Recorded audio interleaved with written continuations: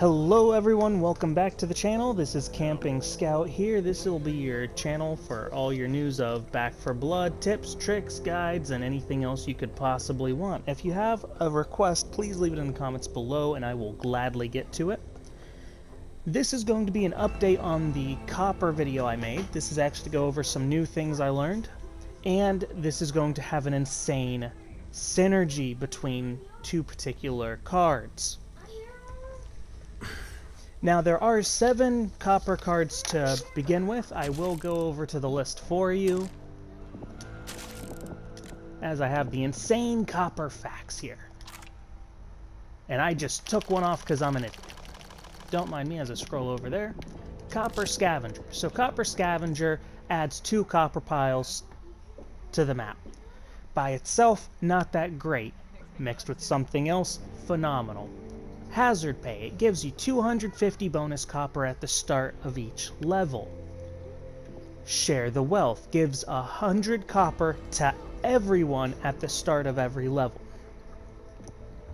Lucky Pennies is a 35% chance for 35% of the original copper pile value.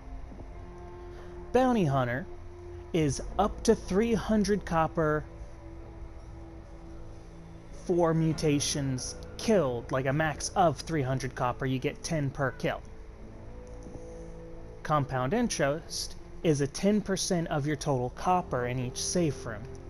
And finally, Money Grubbers. Each time you loot a copper pile, you get 5 copper extra. And that stacks on top of each other to the max of 100 copper. This is where Copper Scavenger comes into play. Mission 1 has 18 piles of gold without it. With Copper Scavenger, it has 20. 20 happens to be the amount of piles you need to get that 100 additional. Now mix with this the tool room. The locked room. You use a toolkit, you get into the tool room, there's 2 to 3 piles in every one of them. You mix that on top of the RD20, Money Grubbers just made those tool rooms worth 250 to more. They'll practically pay for the tools themselves with the amount of extra you'll be getting. So where this becomes a team synergy for insane money is if all 4 players run Money Grubbers. Everybody just has to use 1 card. Second, whoever's playing Scrooge McDuck runs Copper Scavenger. Round 1. You pick up all the copper, you open the tool room, you pick up the copper in there, you end the mission. If you happen to do the bonus objective, great, that's additional money. We're not counting that in on these numbers. I can average average 2,000 for just myself looting with Money Grubbers and Copper Scavenger. So now you've got to think, that's all 4 people with 2,000. And then you have 1,000 copper you start with between everyone. So if everybody drops their copper to the 1 Scrooge player, that's 9,000 copper without the bonus.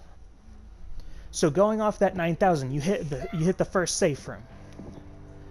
Well, your Scrooge is then going to pick up Compound Interest. That hits the same safe room you buy it, it activates on. Now you have 9,900 copper. That 9,900 copper is enough for you to buy both perks, all the utility items you want, all the offensive items you want, and all the support items you want, everything. You can literally go max medkits, max pipe bombs, and any utility items you want. Even if you're running some insane people who are just like increasing their inventory slots, you'll have enough to do it. Now you won't have enough left over if everybody's running additional equipment slots. Like if everybody's running 2 additional offensive and support item slots.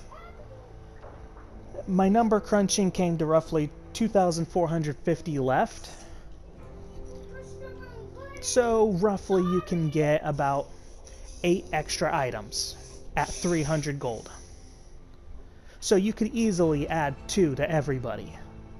But that's not likely. You're more likely to have the 2,450 left. and that can be used towards the medical cabinets or anything else you could need, like if somebody desperately needs the gun that's inside there. Considering you're hitting every locked room, you can probably loot guns.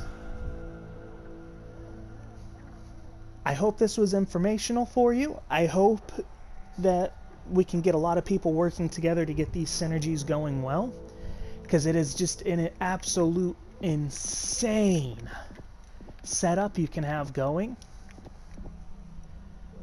If you have any requests, please let me know. I will be doing things like an Immortal build that I'm working on. It's been rather fun to play. I just need to do some more testing with it. And if you do want a solo player's guide to Copper, let me know in the comments. I will happily make one for you. I will catch you all in the next video. Peace.